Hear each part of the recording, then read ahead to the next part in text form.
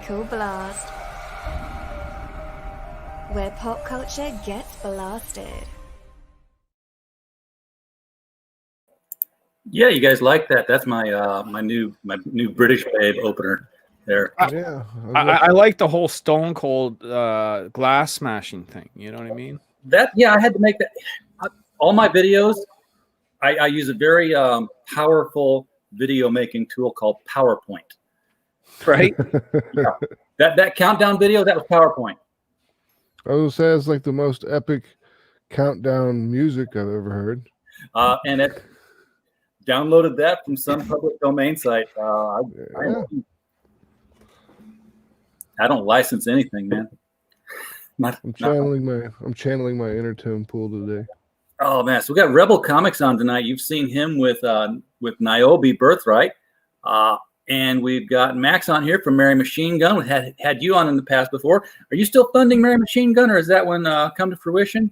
Nope, it is done. We smashed our goal, hit like 3,200% by the end of it. We're in the middle of getting as soon as everything shows up, it's all showing up in the mail slowly but surely, and then I pack up all the packages and mail them out. Out it goes. Yeah, I can't wait to start doing that myself, mailing out packages. But I'm going to be doing it for hopefully UK folk. I just want my space back. Is it taking up your house? It's taking up a big chunk of the corner of this whole room. It's like the whole half of this room is just nothing but boxes and bubble mailers and Geminis and the good stuff, brother. The good stuff. Yeah, I've got some Gemini mailers over here. I had them send me some samples because I wanted to see how their A4 mailers would fit, or their media mailers. I want to see if it fits A4. It doesn't really. The corners. Yeah. Already, we got a chat hopping here tonight. We got Bap2 says hi. We have Ichthus5, Itchy5. He says, "What is up, Total Sexcellence? What is up, LP and Max? Bullet Club for life." That's right, brother. We have Alsmont Films here. Hello and good evening, all. Well, hello to you, good sir. And we have, of course, the man with the hot #1 single, "Where Is My Book?" Mr. Tyler Carpenter, Draw and Talk in the chat here tonight. Oh man, we're gonna have you reading all the chats. I like that. Dude, this is the thing. You know, I host my own show, right? So I get into the YouTube zone. You know what I mean? The YouTube zone here.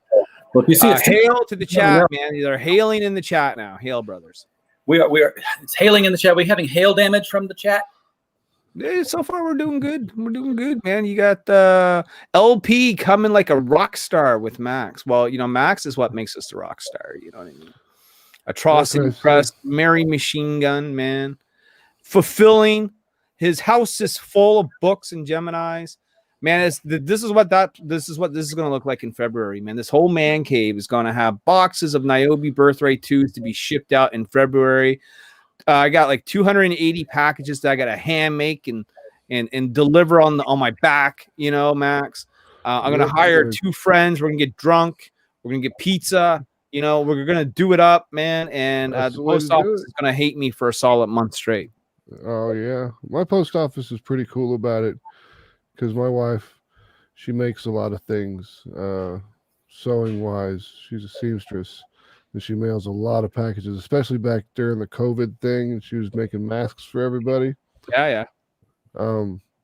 She was sending stuff in the mail so much they just come to the house and pick up boxes of just packages. So, very important question in the chat. Heroin Berg wants to know: is Nyobi 2 still backable? No, it's actually been, you know, over for a couple of months now. We're in the midst of just finishing up the book and getting it ready to actually, you know, do the fulfillment process as we rock into the new year. I will tell you though, I happen to have a couple of books on hand, like right now. There you go. Huh? Like right now? Like right now, brother. That Randy Green cover. Well, not #2 though. Not #2. These are #1s. These are Nyobi Birthright #1s, but these are some of the leftovers. This is cover A by Samir Samayo. He does all the interior art. So, of course, I believe the interior artist should have a cover. But then we get into the realm. Yeah, then we get into the realm of the variants. Steph Wilson here, who has a very sort of Dan Mendoza-like style, very strong following. We have longtime contributor, Mr. R.B. White, also here. And I only got one or two more of these left. Max had already spoken for one. But I'm going to show it. Huh? The Paul Green cover. The Paul Green cover, brother. Paul Green, strong following, does a lot of work for Zenoscope Comics. Colored by Ula Moss, who does all the J. Scott Campbell coloring and whatnot. This was a hot. You know what, man? These were selling for $100 on eBay. Can you fucking believe that? Holy shit! Yeah. I went looking up my own stuff, and I looked up Paul Green covers, and underneath the sold listing, there were two that went for $100 each. Wow! And yes, don't believe me? You can look her up. That's good, because a lot of people say, "Hey, people, this is going for $290 on eBay." And I'm like, "Yeah, but is anyone buying it? Doesn't matter what it's listed at." Exactly. Yeah. Sitting here, I put this sucker on eBay. What did you get on eBay? And I saw this just on the rack. I'm like, oh, that's all gold. I wonder if that's something. And I just pulled the phone out and looked it up. I'm like, yeah, that's a Chase Joker variant. I thought it was a Batman C-3PO. Yeah, it's what it looks like. So I put it up on eBay. I'm like, yeah, I'll flip this sucker. I spent $7. I bet I can make at least 15. It's been relisting itself for the last 6 weeks. So if no one's ever seen Nyobi before, or they want to know what the art looks like on the inside, this is what it is by Samir Sameo. Japanese pop star teleporter discovers that her powers are slowly killing her.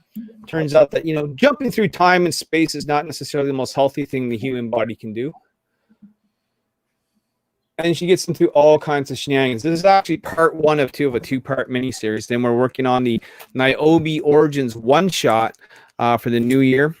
And, of course, we've had all our other Nyobi issues, the back issues, which were like our older sort of black and white stuff. We had to level up our game and go into color with a brand new team. And, man, for number 2, man, we got some hot artists. We got Matthew Weldon, a Punchline. Oh, man. We got Rags.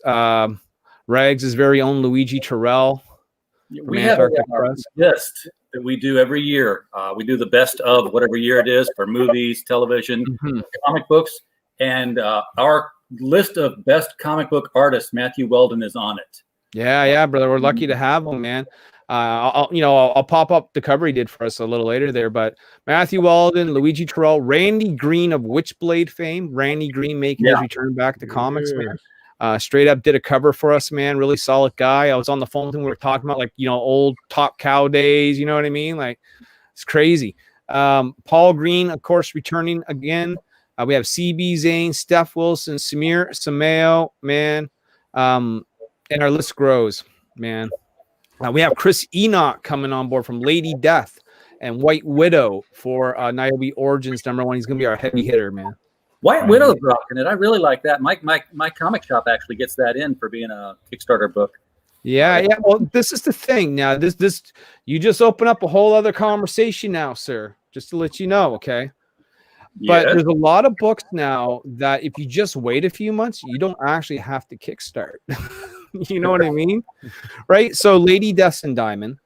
And so, yes, you can go back Lady Death and you can get the beautiful, perfect bound book and the signature, or you can wait a couple months and get them as floppies at your shop. Same thing with the White Widow, as you mentioned. Like, for instance, today, this was another Kickstarter book. I actually just picked this up in the shop today. I knew it was going to be a shop, so I just waited, which is I Make Boys Cry, which is like the White Widow sort of spin-off book, crossover book.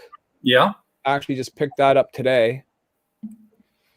So, another book that I grabbed that was an Indiegogo book. I don't have it right beside me, but was Common America from Tim Lim. Yeah. I was able to get that at the comic shop. So this is the weird thing when it comes to crowdfunding books. It's like, as a fan, you know what I mean? As a fan, right? You look, and you're looking at it strictly sort of underneath the dollar and cents, right? The most bang for your buck. Would you pay $15-$20 plus shipping for a Kickstarter book, knowing that you can get it in your shop? It might be a different cover, or maybe it's missing some bonus pages for like $4.99, $5.99, 2 months down the road. It depends on the book, but yeah, I generally have done that. I mean, I like the idea though that you can get the specialty book and that you're funding somebody's publishing empire so that they can get it on the store shelves. We even have precedent, Larry, where you can actually crowdfund something and get it on the store shelves before you get it to the crowdfunders. I've seen it. Where is my book? Where is Red Rooster? Where's my chicken book? I keep hearing. Where's the chicken book? No, I mean, as a creator, though, it's really cool because as a creator, if you're with a company that allows you to do that, that's fantastic, right? So let's say I get on with Company X, and Company X says, hey, we're going to publish your book and put it in Diamond and you'll be in shops. Plus, you can keep doing what you've been doing all along anyway and make your money on Kickstarter and sell your books at cons. Oh, so you mean I can continue to crowdfund and do exactly what I'm doing? Plus, you'll put my books in shops and I get maybe a little slice of that pie. Yeah, sign me up, brother. You know what I mean? Yep. Have I told you what I'm doing? No, brother. What are you doing? Okay, so have you ever seen? Well, you're in Canada, so yes, have you ever had anybody tell you that, hey, I'd really like to, back your book, but I'm in the States and your shipping is an arm and a leg, because it's got to come across international borders. Or maybe you've seen something in the UK that looks tasty, and you're like, yeah, it's a $12 book, and it's $35 shipping. Yeah. Obviously, that's a no. Like, I wouldn't back something that's expensive. I do understand if I'm backing from a different country that yes, there's going to be a slight increase. That's just anyone that buys from a different country, that's how it goes, right? It's just something you know and accept.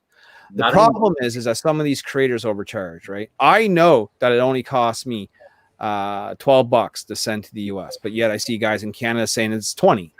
No, it's not. It's $12. And that's, small packet air, $12.10.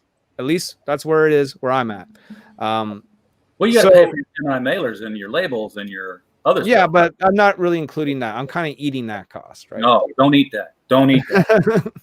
Seriously, the phrase is, take care of the pennies and the dollars will take care of themselves. But I mean, just generally speaking, we know it's going to be a bit more expensive. You just have, I get a little weary when the shipping is more than the cost of the book, Yeah. That's kind of a turn off for me. $35, even from the UK, is outrageous. I can send to the UK for $22, and that's $22 Canadian. You know what I mean? Oh yeah, I am. We're changing the game on that one. We have opened up. I mean, okay, we have a website where we do reviews, and that apparently didn't keep me busy enough. So we opened up a publishing arm where we publish books that people write, and this was our anthology, The Devil You Know, the last thing we did. Paid 20 writers to put short stories in it. And that wasn't enough. So, we got the YouTube channel on the side here now so that I take away time from writing and running a website to sit here and bullshit about comics and stuff. And that wasn't enough. So we opened up Critical Blast Logistics. Now, Critical Blast Logistics is we're like a mini Diamond catering to the international market.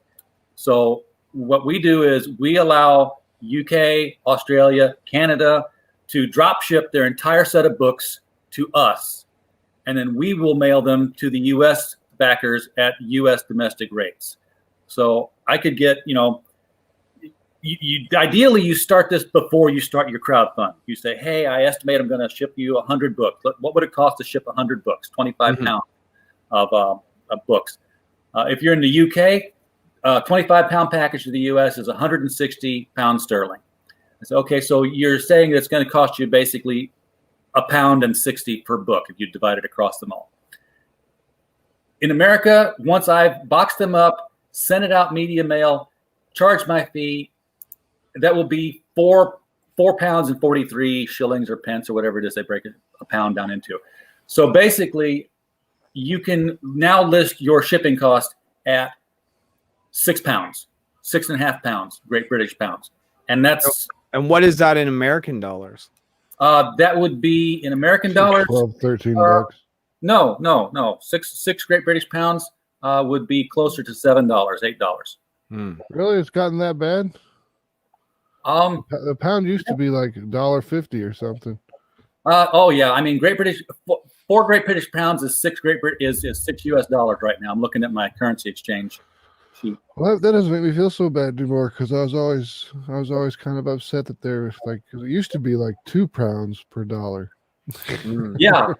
I loved it because my first book at that time was being published out of Great Britain. It's like, well, we got to pay you in pounds. I'm like, go ahead, please. Yeah, I would love to be paid in pounds. Thank you.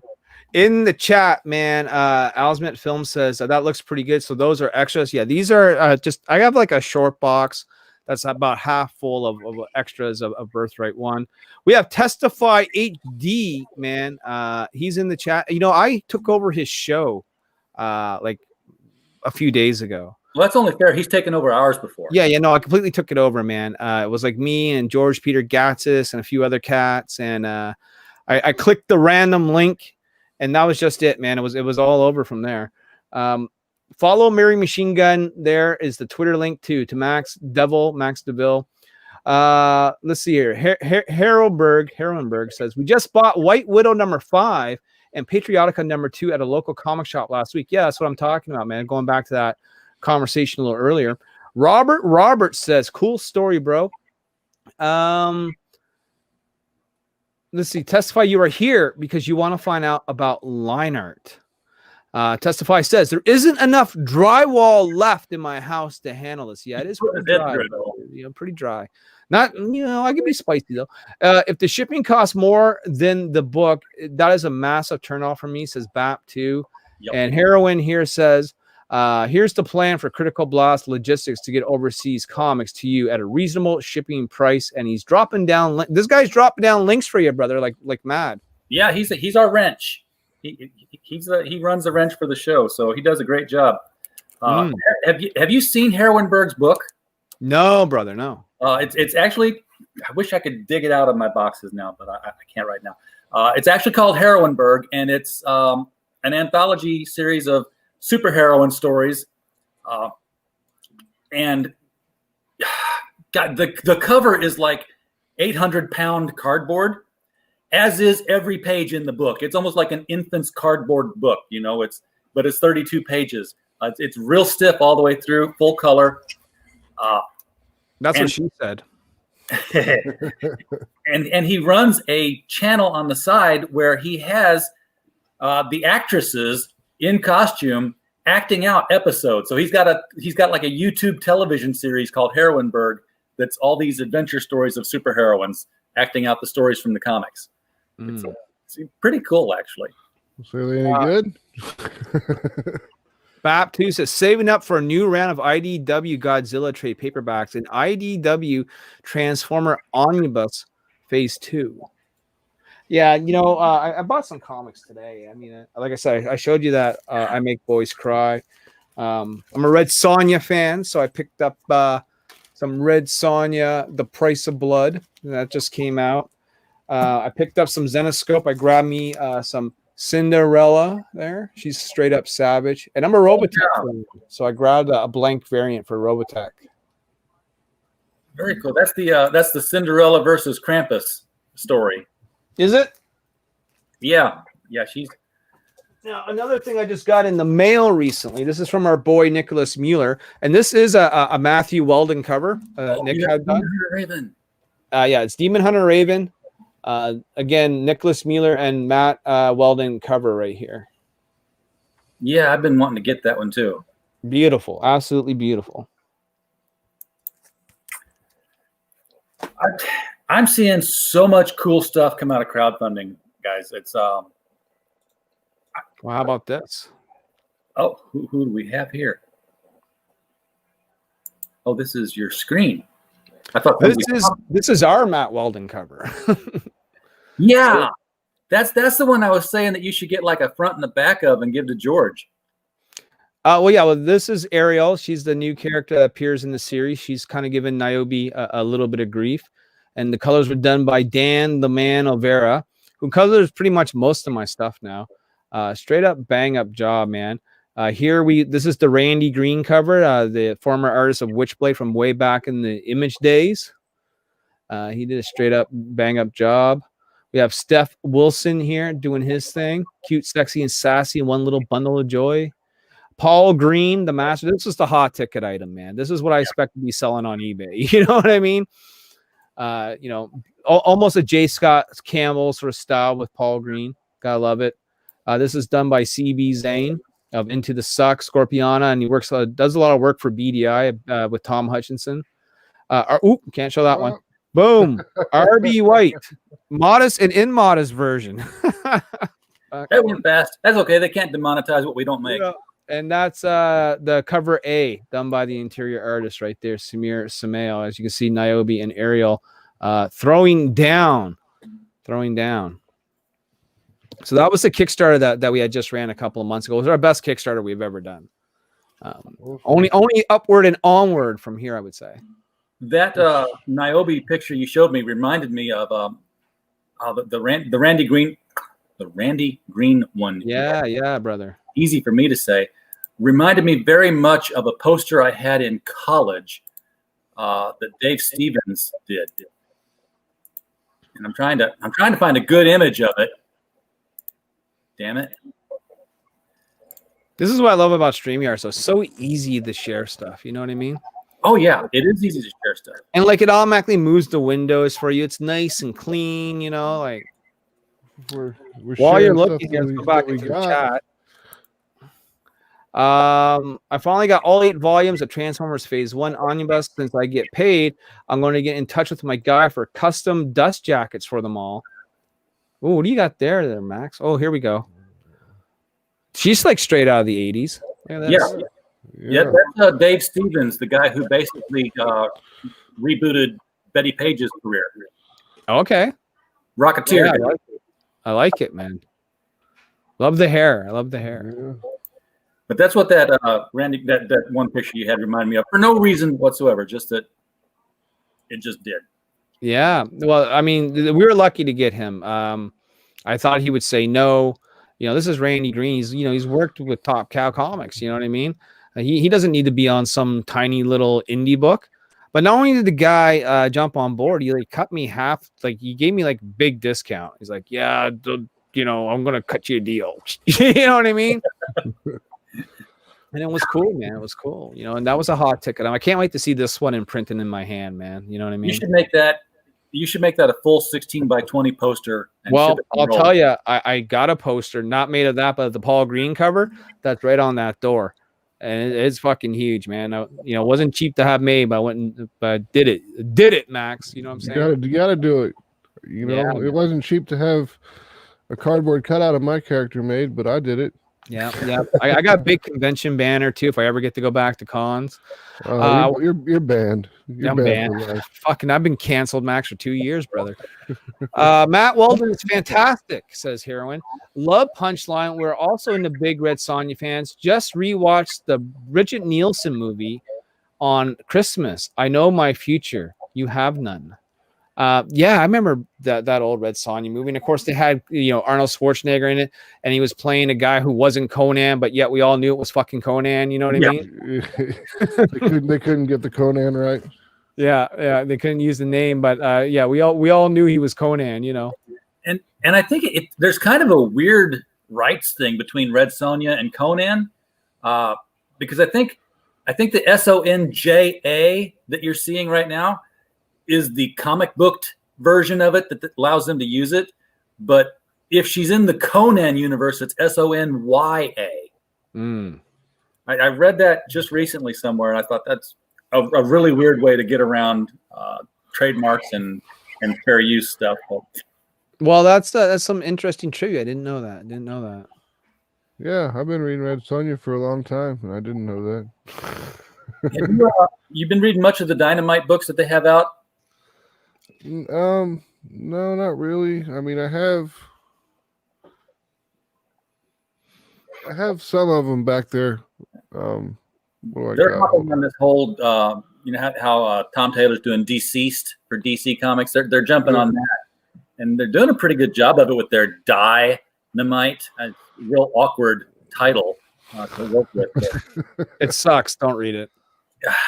Oh, I thought the story was pretty cool.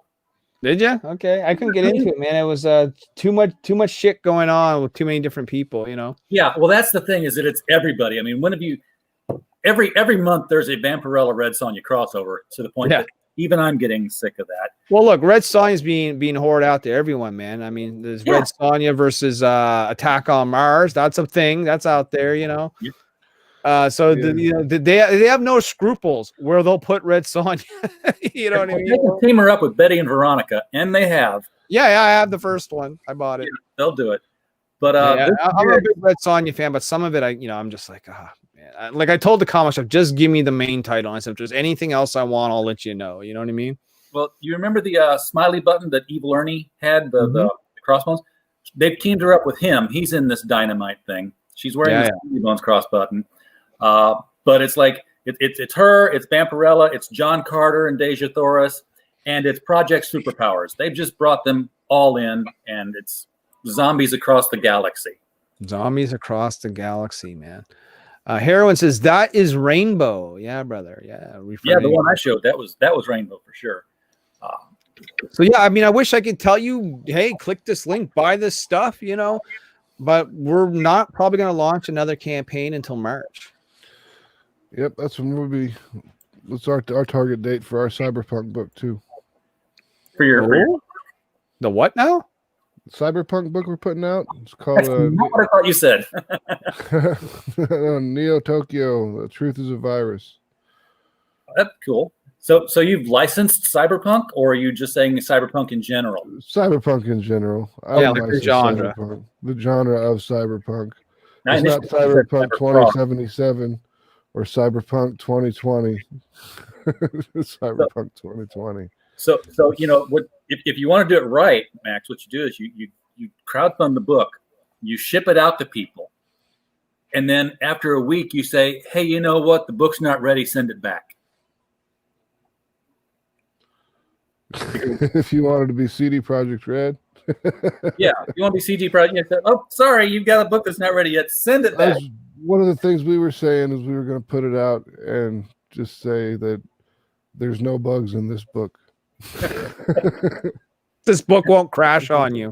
Exactly. And then just swat some flies and toss one in each. And then, like, you know what you do? You say this book won't crash on you, Max. And the very last page is like this, like computer screen. It's just fucking system failure. You know what I mean? Blue screen of death. Blue screen. You know, be epic. Yeah, I'm actually writing a script right now about I'm not going to say who it is because people who are watching will probably figure out who it is, but it's about a group of guys who crowdfund stuff except comic books, and the whole issue is going to be about them trying to crowdfund a comic and failing at it and not getting the book crowdfunded. And of course, the irony is that you're holding the book that the whole team was crowdfunding. Yeah. I like it. It's a comedy kind of slapstick thing. I mean, there'd be no shortage of source material for that. Oh, no shortage of characters either. I got them all down. So I'm like 7 pages into it now. Yeah, so I mean, really, you know, right now it's just almost chill time. Like we're just finishing up a couple of pages, dude. We're getting it lettered. The guy that's lettering our book, he's actually the lead, one of the lead. He just got the job. It's like lead design at fucking Scout Comics, man. So in good hands there, in good hands. And we're gonna do an Indiegogo, like what you looked at earlier was our Kickstarter. But we're gonna do an Indiegogo. And we'll have a brand new 1 or 2 new covers for that, right? Just, you know, for Indiegogo backers. And that'll be like a smaller, kind of like sister campaign, you know, little lower goal, little less tchotchkes, you know what I mean? Well, that's where you put that print then. Put that print on Indiegogo. Yeah, and, you know, that will raise a couple of shekels, and those shekels go right into Nyobi Origins, like I said, and then hopefully we'll kickstart that. You know, I want to say March. It'll probably be April. You know what I mean?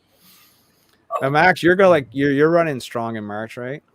Yeah, we're ready to. We're pretty much ready to go. I mean, we've got a few pages left to do, and then Fernando has to do the colors, and then we got to get the lettering done. But our letterer he's awesome. The new letterer we picked up, SK, is great. Oh, I know SK. Yeah. He's good mate of mine down from Australia, sir. Yes, sir. He is from down under. Small world, brother. Funny you said that, dude. Yeah. So he actually went through and redid the lettering on Mary Machine Gun, the first issue. That way, when we have the second Kickstarter when we start releasing the second printing for people Letterers, to catch up. Letterers are underappreciated, man, because here's the thing. If you do a good job lettering a book, nobody knows that it's a good job. You only get noticed lettering if you do a crappy job. Yep, exactly. And I'm not saying that the first guy that did a crappy job. It's just he didn't seem to put as much attention and effort into it as I wanted. If you're typing it up in a font and then you're shrinking it down to fit the word balloon, it's noticeable. Yeah. He wasn't bad. He was a professional, but like he didn't do any masking for the characters to do cool little 3-dimensional layerings and everything on with the lettering and the onomatopoeia and all that stuff. Oh yeah. So, and sound effects are fun. It is, and I like to give the letterer a little bit of leeway when it comes to doing the sound effects. You know, it's like, hey, if you think there's something missing, just let me know, because I can only write so much.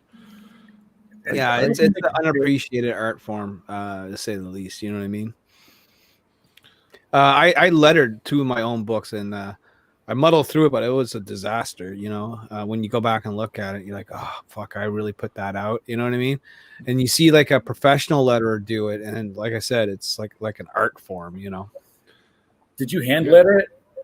No, but I did it in Photoshop, and I made crappy bubbles and cram the words in there and put them all over the place. This is kind of why, people ask me for those earlier Nyobi issues, and it's one of the reasons why I don't offer them or reprint them, is because back then, and I'm talking like 2015, 2016, we were just sort of learning what we were doing. It was just like 3 local guys here in buckfuck nowhere, Canada, trying to put together a book so we can sell it at our local con. That was about it.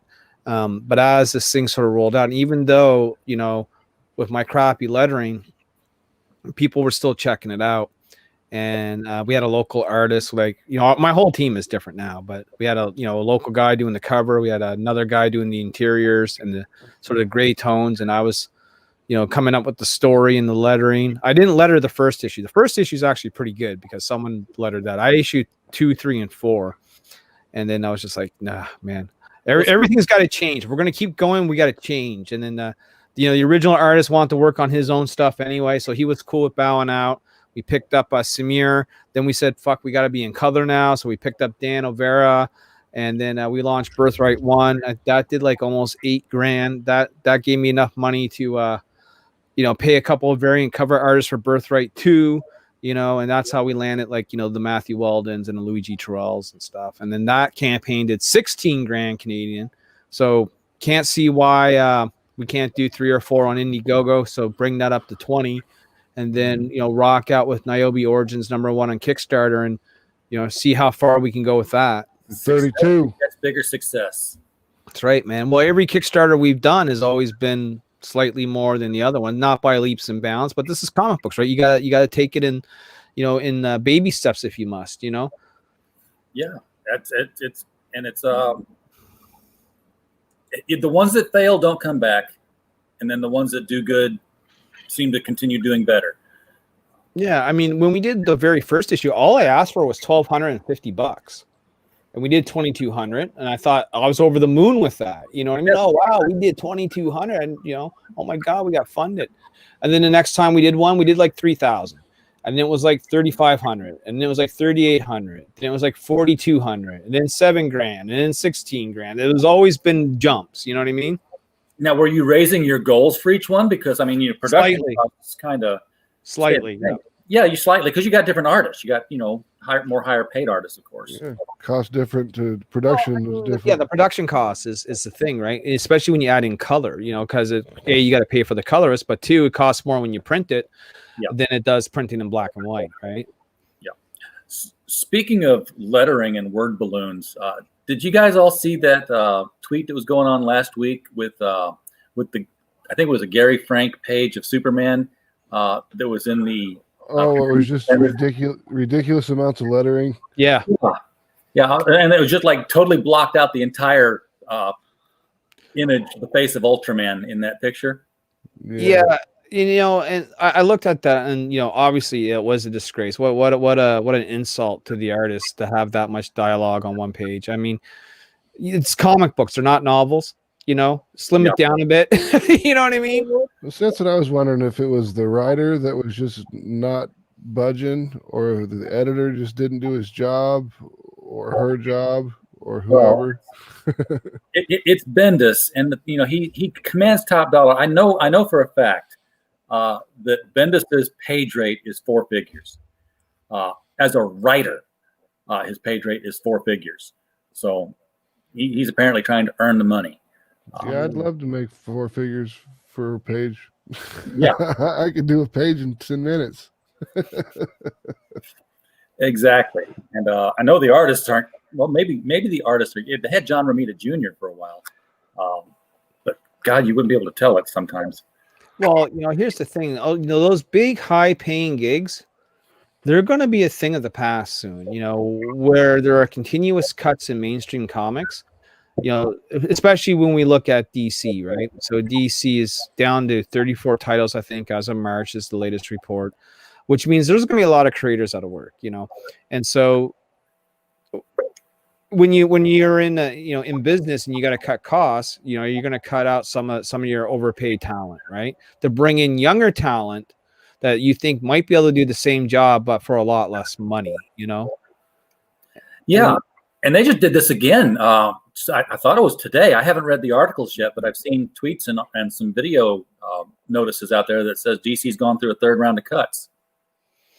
Yeah, and wouldn't surprise me if that starts happening more on the Marvel side. And then you'll see, my prediction is you'll see a lot of these creators who are now out of work. Either they will start working for some of the lesser companies, like like an IDW or a Dark Horse, or if they're really smart and they have any kind of following at all, they'll just do their creator-owned projects, and then you'll see an influx of some of the more semi-known names, I would say, starting to hit Kickstarter and Indiegogo, like a Sean Gordon Murphy. You know what I mean? That sort of thing. Yeah, but they've tried that, and I haven't really seen them have that great of a success with it. That's because there hasn't been a push yet. No, you wait until they're really out of work, and then they're going to come up with their own stuff. I mean, anyone that has a decent idea right now and has enough worth ethic can go get funded. I mean, you may not be over the moon rich, but I mean, as long as you're, you have a book and it's decent enough, if you go out right now, you're going to get funded. Like 2020 was the year of crowdfunding in many regards, man. Yeah. And then you had some big guys come out and do it. You had Todd McFarlane come out with Toy. He did like that Spawn toy, $3 million. You had the fucking Boom Studios Keanu Reeves book that did like $1 million, And I'm kind of surprised. I don't know if it's happened and has been rejected, or if it just hasn't happened yet. That DC and Marvel haven't gone out and tried to recruit some of these crowdfunded guys and say, hey, why are you crowdfunding when you can come, write Spider-Man or come write Wolverine? Well, they've done that. They've done that to Tom Hutchinson of Big Dog Inc. They poached some of his talent. Tom was telling me, he said, like, I hired this guy. He did one issue Critter, and next thing you know, DC scooped him up. You know what I mean? Yeah. It happens. I mean, it doesn't happen every day, but it happens. Probably less now because there's cuts, though, right? Yeah, they'll be back in the crowdfunding market real soon here. Mm-hmm. Yeah, back at the beginning, I don't know, like 2 years ago when we first started doing Mary Machine Gun stuff, DC actually wanted Fernando to do test pages, and he was like, nope, sticking with Atrocity Press. Sorry, bye.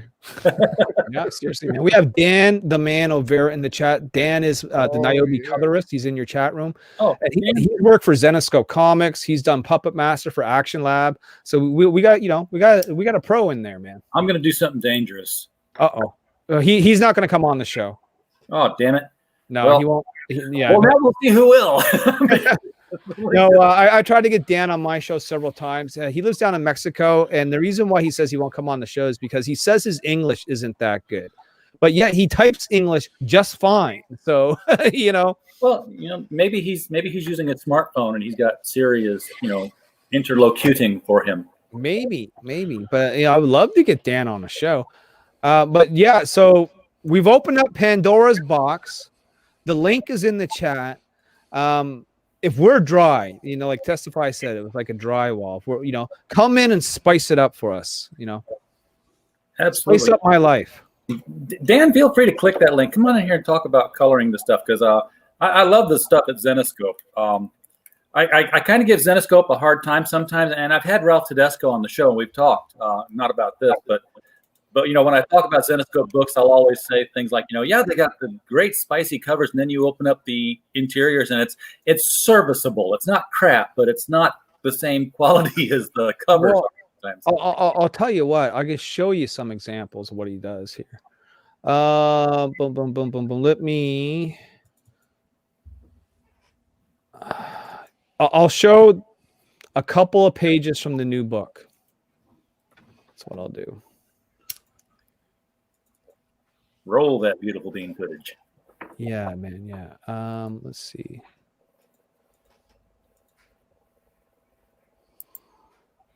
And we'll blow it up a little bit. So this is Dan's color work right here. He's got it's nice and bright. It's got some good tones in here.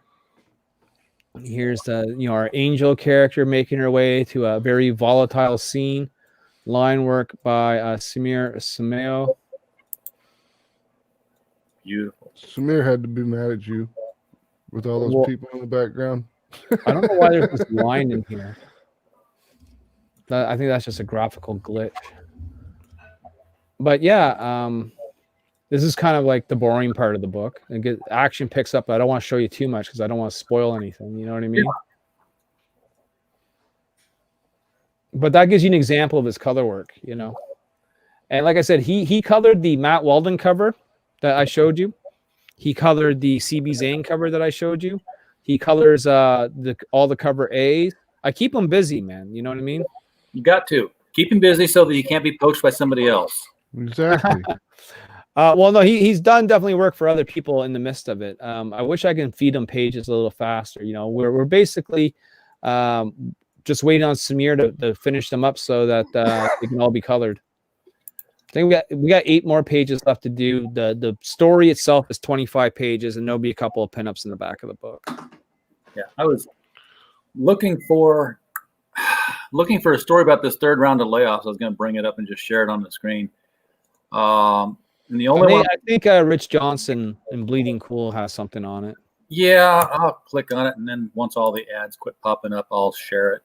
I was going to bring on the Bounding one, but that's even harder to read sometimes with the ads than Bleeding Cool is. So Dan says, I colored Clash of Queens for Zenescope. So that was the book he was working on with them. I remember that one. And he says that under that time, he was going by Danny Morales as his name. Oh, I thought he was saying Danny Morales drew it and he colored it. No. Why do you have 2 different names? I always wondered that, because sometimes, like when I get your emails, it says Danny Morales, but like on Facebook, you're Dan Overa. It never made sense to me. One of them may be his matriarch name. In Hispanic cultures, they'll take their father and their mother's last name. Interesting, see? And that's probably exactly what it is. Or he changed it. So let's take a look at this here and see if we can read what's going on with it. Okay, so this is Bleeding Cool. Mm-hmm. Third wave posted on Christmas. Third wave of job cuts in the new year for DC and Warner. DC Comics and all of Warner have suffered 2 waves of job cuts during 2020, including senior and long-standing company members, including staff that have been with the company for over 25 years. But Bleeding Cool has been made repeatedly aware that it won't be stopping and that there is a third expected wave to come in the new year. Now, this is 2 days ago. I thought one happened actually today, but maybe not. Yeah, there was a different article today, but it's basically a run over the same stuff. That basically there's a whole crop of creators that didn't see their books in the March solicitations. You know what I mean? And so that's how we got the word they were being let go, I've heard of that happening before, when you show up and your card doesn't work in the scanner. Right. Well, that's basically it, right? So they didn't see their books, and it's like, oh shit, we just got axed. It's a hell of a way to find out. Yeah, it's a beautiful way of finding out you just lost your job. Yeah, man. We have Point of Light Productions in the chat. That is Larry Holder. He is the winner, the first time winner of the Preston Poultier. How do you say his name? Poulter.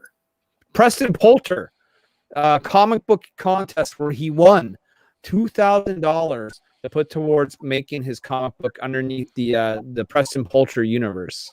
Cool. He's in your chat. And then we have Ichthus 5 Must Survive. He says, are you going to join the stream, Dan Overa? Dan, you've got fans who want to have you on here and come talk to them. So I've been given the green light to share this with whoever I want. Yeah, I've put it in the chat. Yeah, just okay. Click it. Well, Ichthus, click on. You come in here. He's got this great book called JRPG. It stands for Japanese Role-Playing Game. Yep. No, I'm kidding. It's Juvenile Radioactive Black Belt Gators, Wrestling Gators. Oh, man. I was just in stream earlier. Juvenile Radioactive JRP. Let's see. Something No, you were on the stream earlier, and I tried to watch it, but it was like on fucking Periscope, and I couldn't comment because I don't have an account. And I'm like, how come this ain't on YouTube? It was. I looked for it. I didn't see it, brother. I went right to his channel. Oh man, because I saw it on YouTube. Because I'd see him comment, and I'd see it go to Facebook, YouTube, and Periscope. But yeah, we were he's the Don Chin, the guy behind the adolescent radioactive black belt hamsters. Yeah. I remember the black belt hamsters because back then, like, the turtles were the hot thing, right? And I'm talking like Mirage, like before they were even a cartoon. The black and white, darker. Mirage Studios, Eastman and Lard. Everyone was trying to get on that bandwagon, man. So you had the radioactive black belt adolescent hamsters. You had the Usagi Yojimbos. You had like I don't know if Street Sharks were a thing then or not, but they were right around the corner. You know what I mean? Just stuff like that. I liked Usagi Yojimbo, and that was good enough because they brought him into the turtle universe anyways. Yeah, no, they did. Totally. The ones that failed, the hamsters being an exclusion to that, were the ones that were trying to mimic the turtles because it was parody of parody. The turtles, you young kids don't realize that the turtles were a parody of Daredevil. Yeah, it was a parody of comic books, just of the general comic books at the time. Yeah, but I mean, but Daredevil was the main through line that they went with. Yeah, it was the Defenders. Both of them Frank Miller books at the time, and you had Daredevil was fighting the hand, so the turtles would fight the foot. Daredevil's master was Stick, so the turtles' master was Splinter. Yeah, man. Well, that was good stuff. I mean, that was on my pull list way back then, I probably got into it probably about like issue 9 or 10 before I even realized it was a thing, so I never had like a first printing or anything. I wish, though. I had a first printing of the Raphael one shot when that came out. That would have been cool. What I did just buy recently, though, is the Ronin, like the new Turtles book, the Ronin. Yeah. And I like it. It's good, man. It reminds me. Huh? I was going to say, is it any good? Because I was thinking. Yeah, I'm going to get the second one. Oftentimes I'll buy, a number one of something just to sort of check it out. And if I like it, I'll pick up the second one. And a lot of times I never go for the second one. But in this case, with the Ronin, I'm going to buy issue 2, man. I'm looking forward to seeing where it goes. Erwin Berg says Saturday Night Live did a middle-aged Mutant Ninja Turtles parody this week, so Eastman and Laird are in the culture again. Good for them. Good for them. The Turtles is something that comes in waves. For a while it's really popular and it kind of dies down for a bit. Then something comes along and like Turtles are cool again, and they kind of die down, and then all of a sudden they're cool again. In comic books, actually making a resurgence. I mean, the Ronin did a lot for like bringing people's interest back in the Turtles. Yeah, and they did that crossover with Batman of all characters. I just talked about how they were Daredevil related. Marvel should have done the crossover. Well, there's been a couple Turtles and Batman crossovers. One of them, I guess, was kind of lame, but one of them was really, really cool. There was a hardback version of that I was going to grab. I don't know which version it was, but I was going to grab it, and I was like, I'm going to come back tomorrow. I'm going to buy that book. And I came back tomorrow, and someone else had bought it, and I was like, are you kidding me? A hardback of the crossover or a hardback? It was the hardback of the Batman Ninja Turtles crossover. Have you seen the animated? No, I have not. Yeah, they did it. They did a DC animated universe Batman Ninja Turtles. I saw some of it. Someone had it on when I was at someone's house. Is it on HBO Max? I'd be surprised, but I don't have HBO Max to check. Yeah, I can't get it in Canada. I tried. That was the joke. Well, I've yet to watch a disaster called Wonder Woman, but I'll get to it. It's pretty bad. So I keep hearing, brother. I keep hoping that it's going to be okay, but I heard that they didn't take advantage. They didn't use the theme song throughout the whole thing this time. No, not really. Drums and everything. No. How can you not use the theme song? I mean, it was all 80s pop music. I mean, it wasn't as in your face as say Captain Marvel was with their 90s soundtrack, but it's still there, and if you know the songs, then you'll get it. The movie's tone is all over the place. It starts out like a comedy, almost like it felt like 60s version Batman. No.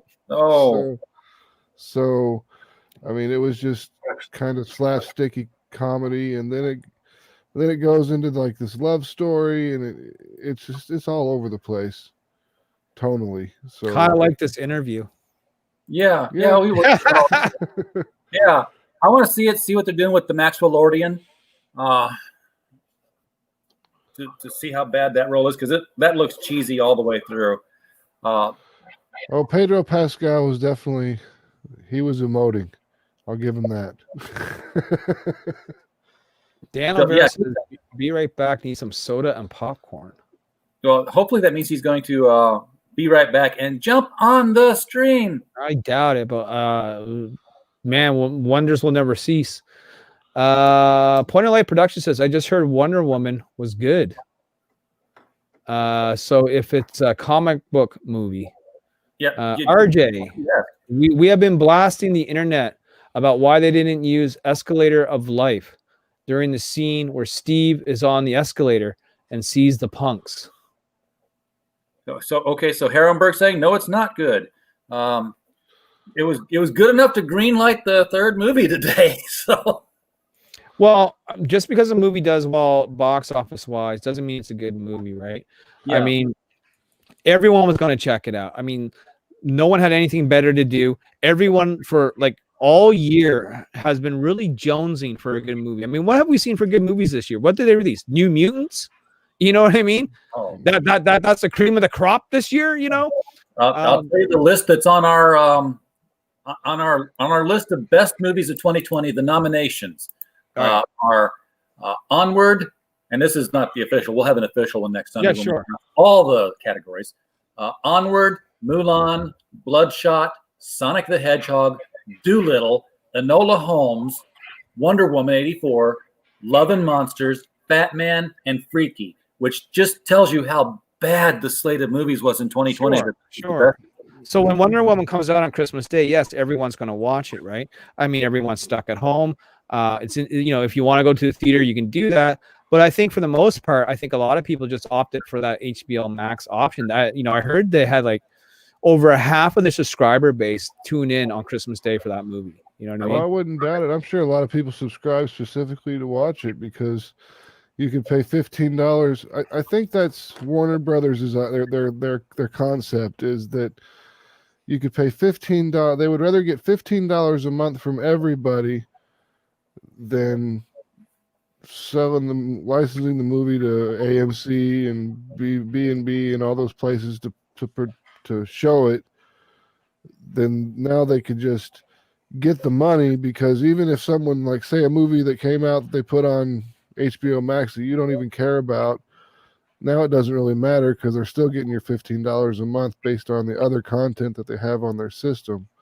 Mm-hmm. So I really think that it might work for them. Everyone keeps saying that HBO Max is ruining movies and going to destroy all this stuff. And I don't think it's true. I think that they can make a lot of money.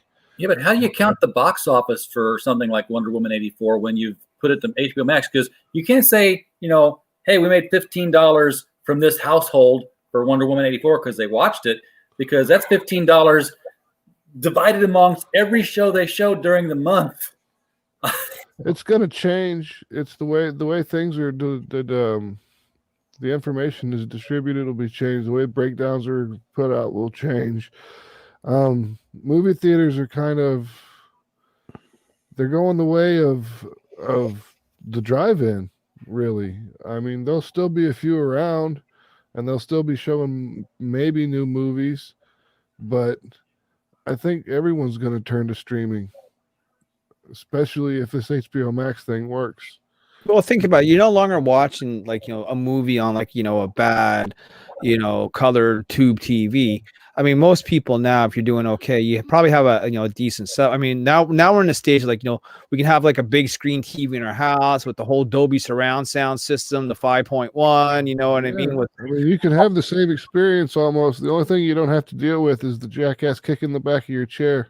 Oh yeah, and the overly expensive food. You know what I mean? And then, add in that people, even if, the COVID sort of disappears and things return back to normal, it's always going to be in the back of people's heads now. You know what I mean? About just germs and being paranoid and not wanting to be close to people. People are still going to probably maintain that 6 feet of distance long after this is over. You know what I mean? Yeah. Oh, yeah. Personal space is going to become a bigger Sure chunk of space. Sure it is. A very big thing. Yeah, Heroinberg says, hard to believe, but Bloodshot was probably the best movie out of that list, out of all those. Elza Gonzalez definitely deserves to be a regular action star. You'll be able to vote January 2nd, Heroinberg, because that's when, we're going to have the poll up for, best. We have best movie, best series, best movie actor, best series actor, and then, of course, we'll be having the best comic book, best comic writer, and best comic artist. And wrapping that all up as our bombshell of the year. You get to vote on our cosplay bombshells. I should show that. I'll give a sneak preview. I want to see some cosplay bombshells. Yeah. I will. I'm going to sneak peek that one right now because I've actually got that slideshow ready to go. So I'm going to place my vote right now. You can do that. Let me share the screen here. You just have to remember what my vote is. Okay. So we'll share the screen. I'll give it the full screen. So one more thing I want to do here because I want to. Oh no, I don't have to do that. Never mind. I'm an idiot. It's like a snowstorm in Canada. Okay. January, strange cosplay. That guy doesn't look fucking happy, man. Jesus. No, he makes a good Doctor Strange though. He's like, why did you give me this Hitler mustache? February is Jade Martinez. Nice. March is Shady Hayes. April is Lord Alexander. Nice.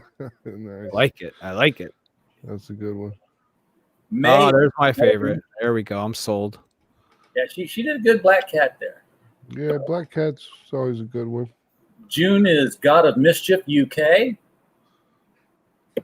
July is Booster Gold New York. Is that Booster Gold or Booster Kiwi? No. Nope. Here's a handsome looking man though. Look, that's a better cheetah than Wonder Woman movie. Isn't it though? That's Euphoria cosplay. She does a great cheetah too. Saint Hysteria doing a Witcher cosplay here. That's pretty good. Katie DeCobre. That almost looks like the real thing. Yeah, so there you go. That's pretty good. Like Erica Williams. I love this one because it's the whole Lucy and Star Trek, and of course Lucy's the reason why we have Star Trek. And she's holding a tribble. A tribble. So yeah, she's the savior of Star Trek because they wanted to cancel it, and she's like, nope, keep it going. I own the studio. And then December, Edwin Davis. So Black Cat. Yep. I'd so say for the votes, and these by the way, all these categories we actually create real trophies for them. This is last year's one that got misprinted. So they said, "Well, we'll reprint it. You keep that one." I'm like, "Cool, pen holder." Can I have a participation trophy? Yeah, sure. All right, perfect. I was actually going to do different trophies this year because I was like, I got to be able to do something better and cheaper. And they were going to print up medallions with the Critical Blast logo debossed from it, and then around the edges it would say, the category and who it was in the year. But COVID hit; they never got back to me, and now it's like, I was going to have to buy like 5 years worth of medals to the setup cost to work out. I'm like, yeah, I don't think I'm going to do that this year. Maybe next year. Mandalorian season 2 was the only thing that matters, says Point of Light Productions. Yes. Actually, Mandalorian season 2 episode, whatever the last episode was. 8. Did they only make 8 episodes in a season? Yeah, brother. 8 or 9. I think it was 8. Yeah. They're going to have to redefine what seasons. Well, they have redefined what seasons are, because it used to be a season was the year. This was, this year, this season, 22 episodes. Now it's like, hey, we made some more episodes. It's, come back next month for the next season. No. This is fucking 8 episodes until next year. They're not no Mandalorian 3 until December 2021, they said. Oh, yeah, okay. Are they even going to make Mandalorian 3? Or yeah. do you think that the Book of Boba Fett is going to be a movie? No, they've already announced what those are. They said Book of Boba Fett is going to be like an event series, which is like a 1 season worth of stuff, and that's it. The Mandalorian's its own separate thing. So yeah, absolutely. The thing is, the reason why these aren't like 22 episodes long, like a standard sort of TV show, is just the budget that goes into making a Star Wars show. And while they're not exactly what you see in the cinema, they're trying pretty close to get there. You know what I mean? I like the toned down look of it. It reminds me of it brings me back to the way that the other ones looked. Yeah, a little bit more old school. Somebody had a great idea today that they were throwing out to Disney. It was like, hear me out, like a cantina. It's all set in the cantina. It's like Cheers in the Star Wars universe. So like, Greedo! Why isn't Kara Nicole on that list, or is she already in the Hall of Fame? She is not on that list because you'll notice there were 12 that were on the list. That's because every month we have a cosplayer, the bombshell of the month. So you saw January through December. If you go to the website right now in our cosplay section, Edwin's at the top because he is the December bombshell of the month. Edwin Boyette? No, Edwin Davis. Aloha. Well, there's a name I haven't heard in a long time. Aloha. I used to be on his channel some back when I was in Waco, Texas. And he would read Dune out loud. Yeah. He's still reading That was Dune. shit, let me tell you. Fuck. That's how long that book is. He's still reading it. He's still on chapter 1, dude. You know what I mean? Oh, man. But yeah, anyway, the bombshell of the year is selected from our bombshells of the month, and they get a real trophy. So I just want my participation trophy. Well, you've got to. I don't want to have to do anything, and I certainly don't want to win. Well, there are no winners. Everybody's a winner. Only that's what I mean. That's why I get a participation trophy. Yeah. What happens whenever you do that with like kids who are playing soccer and stuff? The adults will not keep score, but the kids are. The kids are definitely keeping score. What do we got here? That's that cyberpunk book I was talking about. The genre of cyberpunk. This is just the first pinup to introduce the characters. The girl on the left, her name is Sky. She's a wet work assassin. The guy in the middle, his name is Virus, and he's the hacker kind of. The story goes through. It's about him. He's kind of told more in a Mad Max type of situation, to where he's there, but he really doesn't have a whole lot to do with what's going on around him. Okay. And the guy on the right that looks like a robot man is actually named Machine. He's an ex-special forces soldier that just went rogue and left the military. Marvin wants to know, is this like the Running Man? It's not like The Running Man, and well, like which one, the movie or the short story? Oh, Because the short story was nothing like the movie. the second book that we're writing will be a little more actually kind of like The Running Man, because the media is out to get this kid. So it's the whole point of the book is about the media. One half's taking his side, the other half saying he's a terrorist, and they end up making him like the biggest terrorist in the world, and he's just this scared 19-year-old kid who just was trying to hack into a network. Like War Games. Oh, I remember War Games. Tic-tac-toe. Little bit of War Games in there, a little bit of Running Man, especially in the second book when they're all getting chased down since they've got bounties on their heads. Oh yeah, I got Schemes and scams. Schemes and Scams. I've got a book somewhere. I know I never got rid of it. That I'd love to see turned into a movie or a graphic novel called Jennifer Government. That's the title of it. I think Max Berry was the author. But it was just this murder mystery. But everybody in it was like, John ExxonMobil and Peter Nike. And the whole concept was that when you joined a company, it was like a marriage. You took their last name. Okay. And Jennifer Government worked for the government. She had a barcode tattoo under one eye because she used to be Jennifer Mattel. And she did something for the Barbie line. But, she worked better with a gun and hunting people down and solving crimes. So the government took her up and she divorced Mattel. That sounds pretty cool. I like the concept behind it. I'm fucking Jennifer Pepsi. Yeah, if there was a merger, it was like the family just changed everybody's names get changed over again. I gotta find that book somewhere. I know it's on my stack somewhere. I packed everything up lately because Max is doing the whole product placement there. Yep. Yeah. This episode of Triple Blast sponsored by Coca-Cola. Get it in you today. He used to have a website where you'd like run your own country that supported the Jennifer Government book, but you can only go so far with it, and then it was just like repeating itself. I totally lost track of that. Well, anyway, we've been at this for an hour and 7. You guys have a stream you're starting up in 30 minutes, I think. Give or take. I had to work out a bunch of bugs. Like the last 3 days, we've been buffering like crazy, and it turns out I was just pumping out too much video. The video bitrate, I had to lower it. Like I was running a video bitrate at 5,000. I had to put it down to like 1,800. Jesus, 5,000 bitrate. No wonder you were buffering all the time.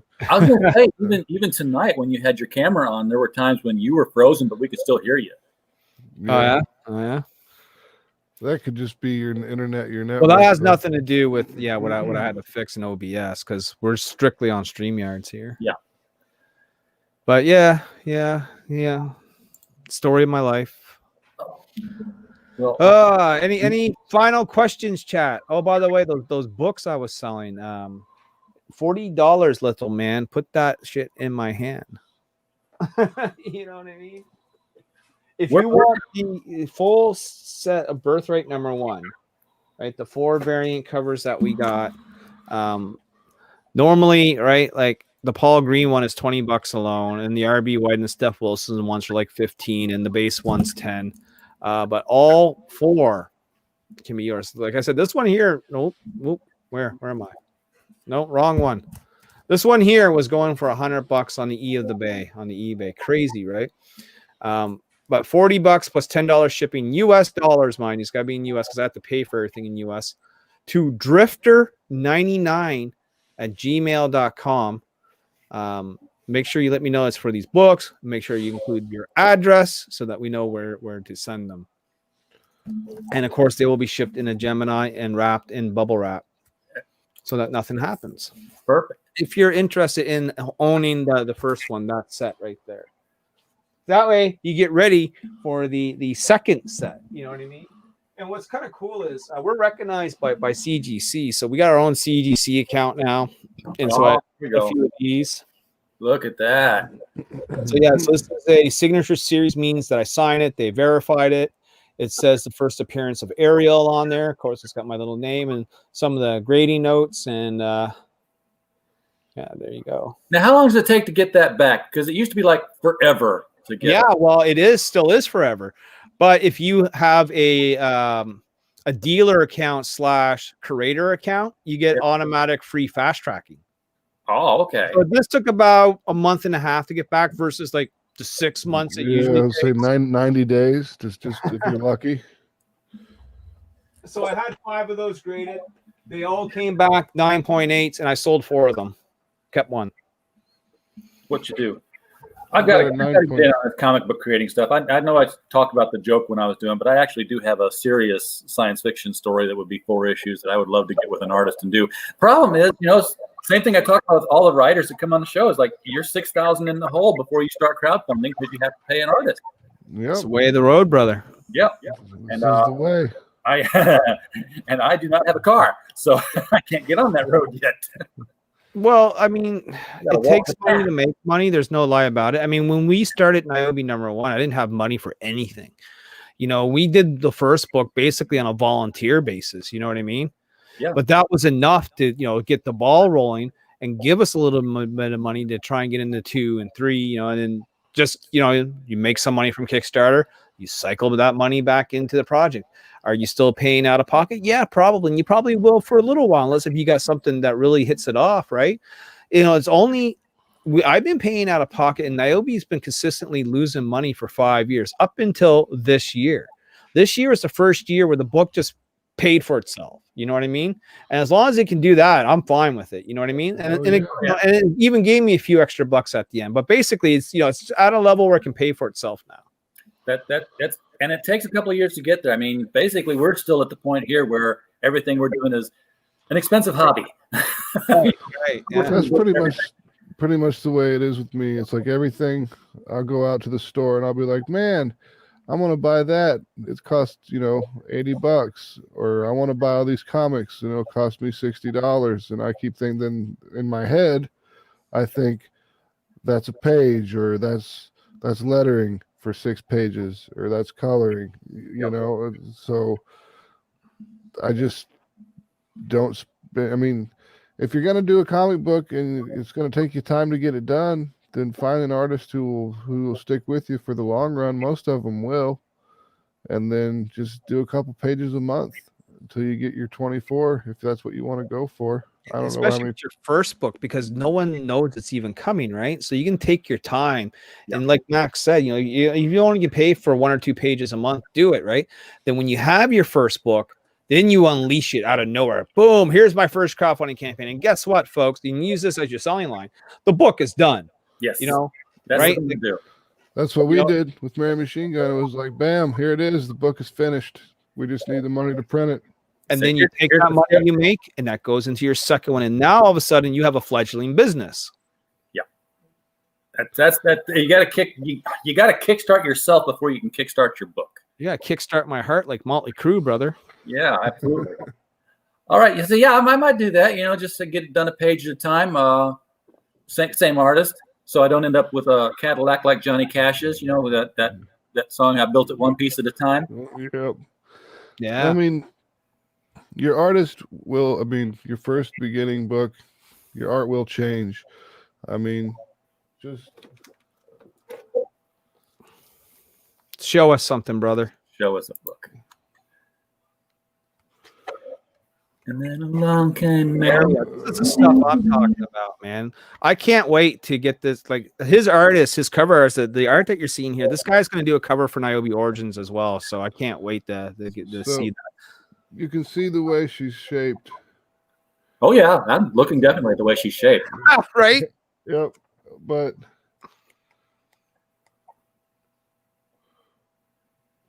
find a good page here. I mean, the art in there is so reminiscent of 90s Bad Girl, like Maximum, Top Cow, you know what I mean? Bad Kitty. Yeah, Bad Kitty, man. Meow. I can't find another. What are you doing, Matt? You can show us something. Show us. Here we go. Yeah, baby. And you can tell that she has changed dramatically. From the first page. So you're saying it changes within the book as it takes time to get each page done. Yeah, well, once the artist starts drawing the character over and over and over again, they'll get a little more. They'll have it down. They'll know what they're doing. Yeah. The coloring on that one really made it too. That's just some.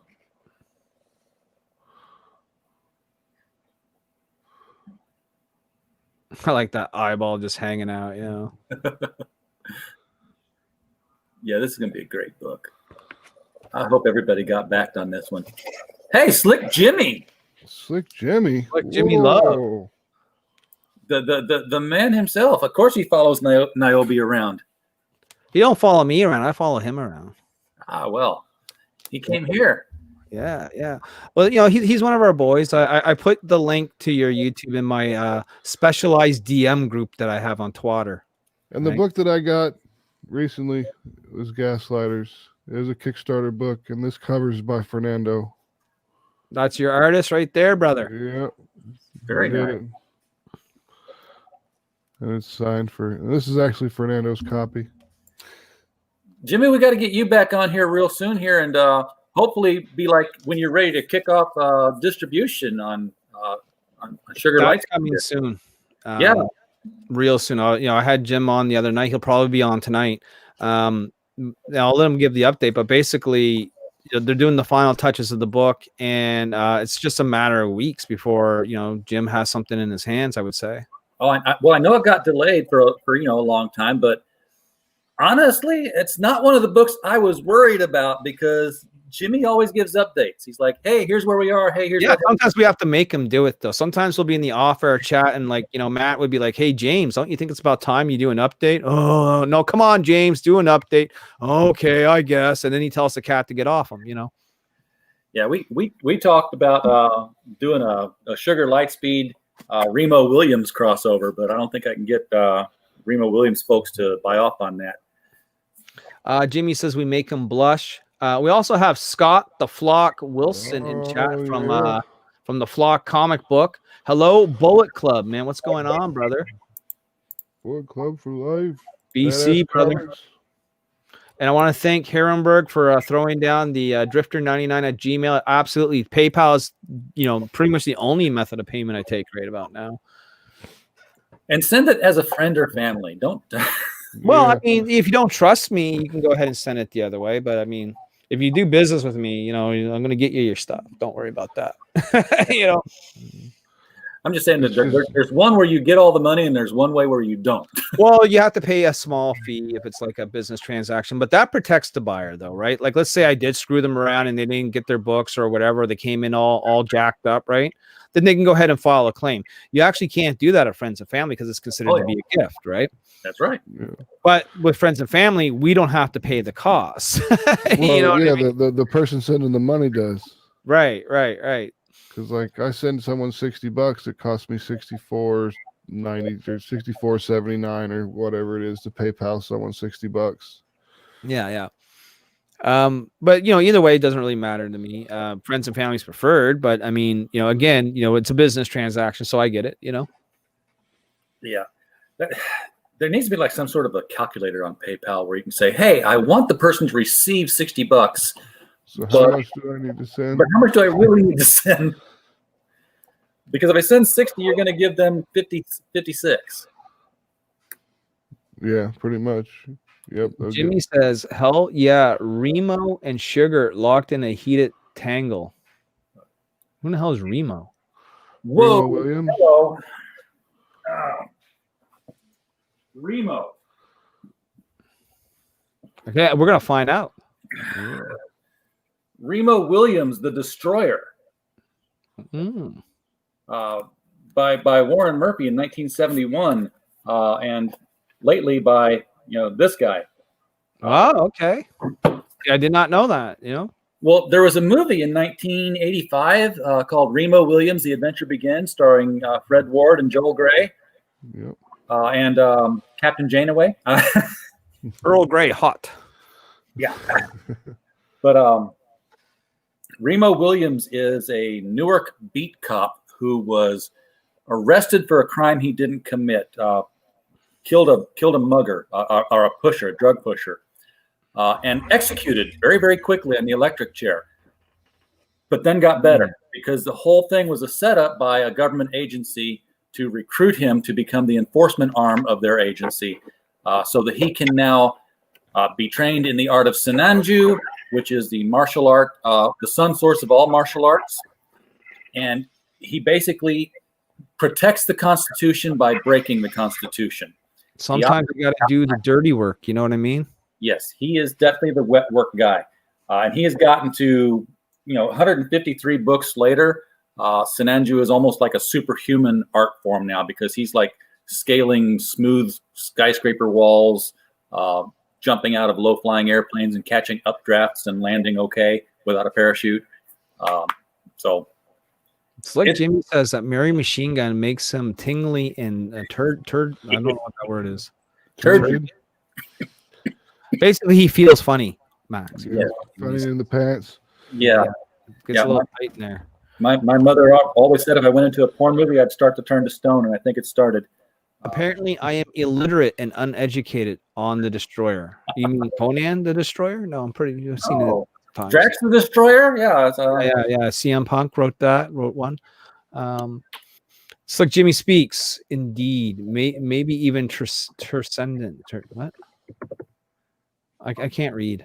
Jimmy's right. I am uneducated and illiterate. I'm going to pull the picture up here.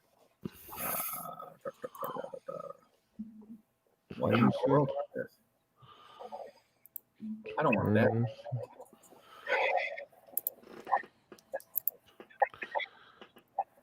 I am busy doing non-professional things here to try to share a screen because I'm not talking as I'm doing it. I'm busy doing non-professional things too. That's why I'm not on camera. So that's the movie poster that was out for Remo Adventure Begins. I've seen that movie. I remember. My dad took me to see it. Cast included Jean Grey, Wilford Brimley, who in the fuck did I hit, and Kate McGrew. Yeah, Wilford Brimley. Him and the diabetes. Yeah, diabetes. Who in the fuck did I hit?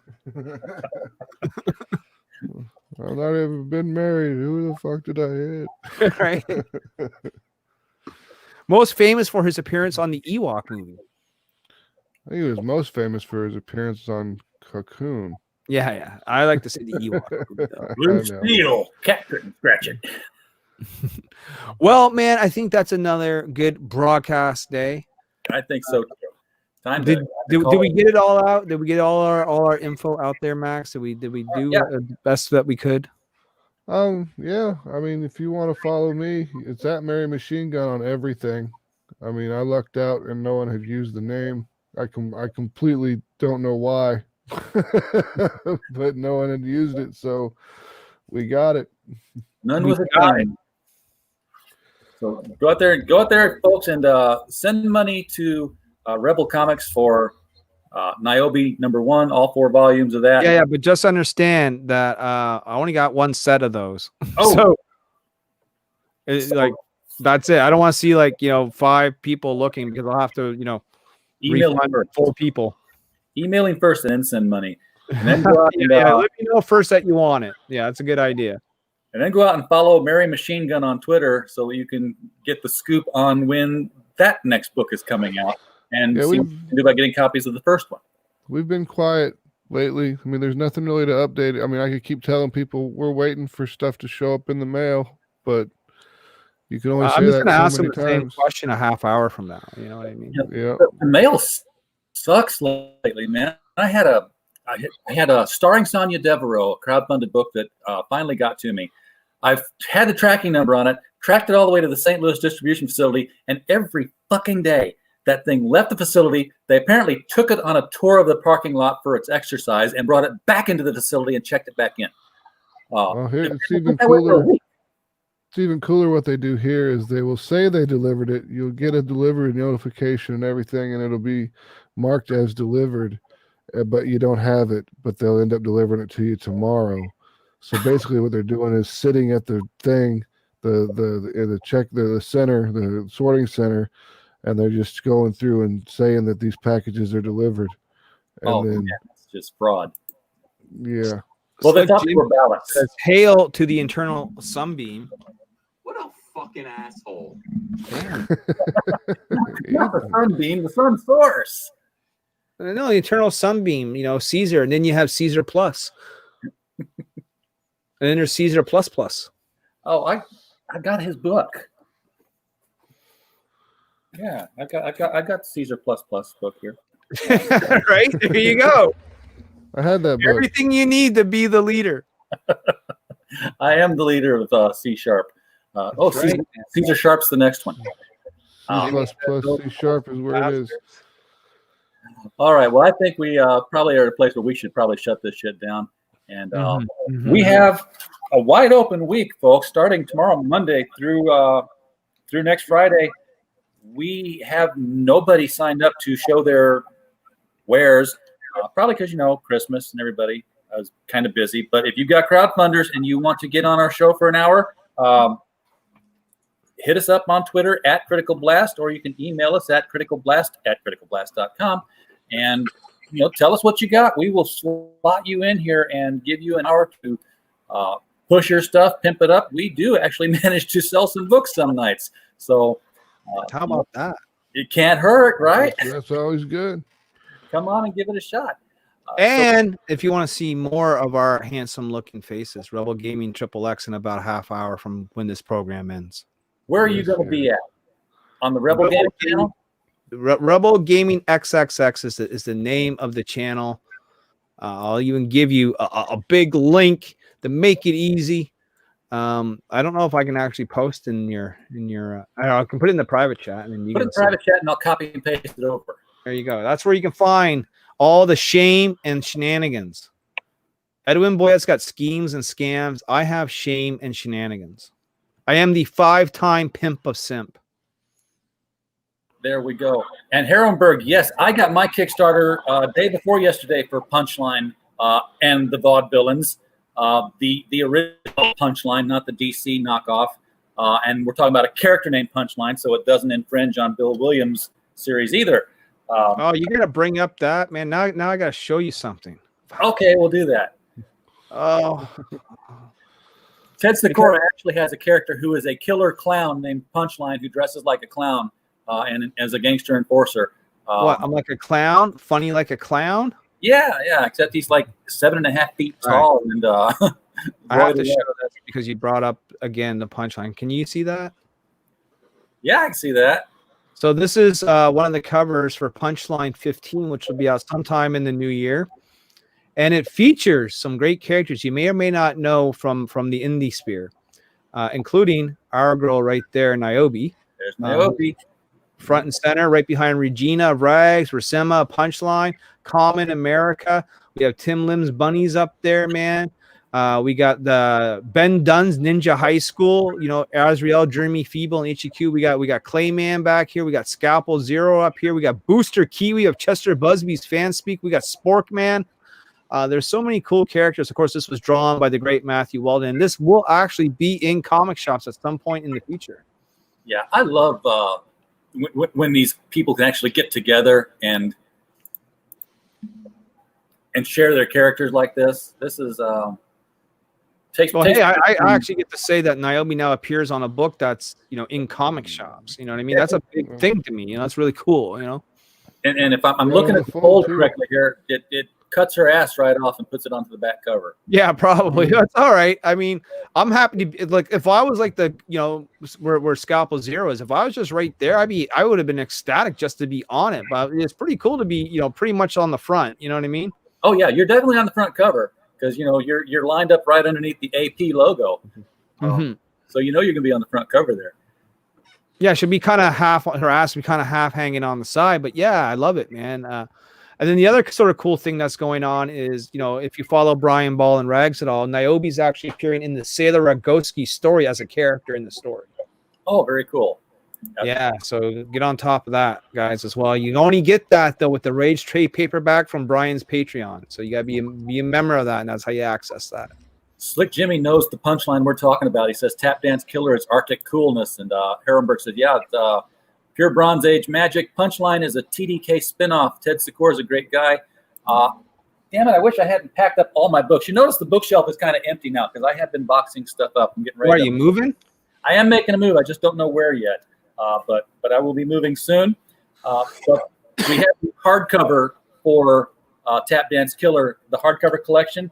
And right there on the very back of the cover, we talk about this best of 2020 we did. Well, guess what? Best of 2018, the best book series, writer, and artist was swept by Tap Dance Killer series. And it says it right there on the hardcover book, the Critical Blast, best book series of 2018. And we don't make that decision, by the way. That's all readers voting, registered voting. So you can't double up and stuff. Antarctic Press crossover. So no Gold Digger. Yeah, I don't know why Gold Digger isn't on there. I mean, you can only fit so many people. I mean, I remember when Matt Weldon was doing this cover, and he tagged me in it, and I saw myself. I'm like, oh, cool. And like, but he still had some open spots. So everyone on Twitter was like flooding them, add me, right? And he tried his best to accommodate everybody. So he crammed as much as he could in there. You know what I'm saying? Like, so that's how that story goes. Yeah, I mean, everybody wanted on there because no one's saying, hey, pay me. They're like, just, show my character, because it's the love of the characters and not the corporate greed that drives so much. I always need to be included in the Sailor Rogoski. Brian had asked me, so, well, what do you want for it? I'm like, well, what do you mean? He goes, well, normally there'd be like a licensing deal. And I said, well, I never done a licensing deal. I said, I wouldn't even know what to ask, to tell you the truth. I said, how about you just put her in there? But it's for this project and this project only. That was my stipulation, right? You know what I mean? Sure. Like, just for this book as a side character, whatever. And, you send me, a couple of copies of the book and, let me use Sailor Regina once in a while for stuff. And, he's like, yeah, well, actually he offered that. He's like, and plus you can use, Sailor Regina if you ever want to include her in something, just run it by me first. I'm like, yeah. No, I mean, that's completely doable. And we actually did. We added her to a cover. She was on a crossover cover that we did.